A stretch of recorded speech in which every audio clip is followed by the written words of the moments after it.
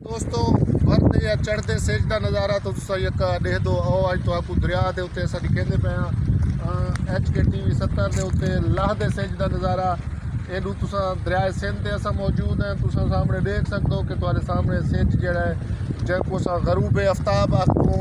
वो अपने आखिरी मराहल क्या खूबसूरत नज़ारा है सेज का कि ये बिल्कुल सुरख थी करी ते आसमान की आगोश दे विच पैदा पे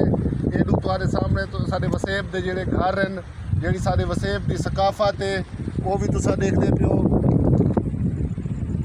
ये जी कि रवां दवां है जिंदगी। लेकिन ही टाइम रात अपने सेज के इख्तिताम के बाद रात अपने अरूज के उत्ते आवे से एनू तुम्हारे सामने दरिया सिंध दियां मौजा हैं जड़ा कि तुसा HK TV 70 के उत्ते देखते पे हो। और इंशाल्लाह असा कोशिश करें कि आंदा भी तो ही तरह के व्यू जो है HK TV 70 से ये वीडियोज़ असा दिखेंदे रहूँ और कोशिश करें सो कि असा साड़ी ये कोशिश हो सके असा तो वसेब दियां ढेर सारिया चीज़ां जड़ियाँ कि सारे वसेब दे विच मौजूद हैं साडा ये असासा हैं वो जड़ा मखदोश थी वेंदियां असा उनको उजागर करने वास्ते नव्या नव्या चीज़ां जड़ियाँ कि नवी नस्ल या नवी न्यू जनरेशन जेको आदन जेको कहीं नहीं पता जी सारी सकाफत दिया हैं असा कोशिश करें कि उहे असा रिकॉर्ड कर करी तो HK TV 70 ते दिखेंदे रहूँ ताकि तो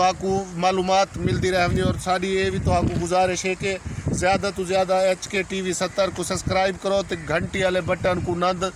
दबावन भूली जो ताकि जाम हफीज़ हाजी कालू साहब भी जो तो वीडियो दिखेंदे तो ही कोई फ़ायदा जरूर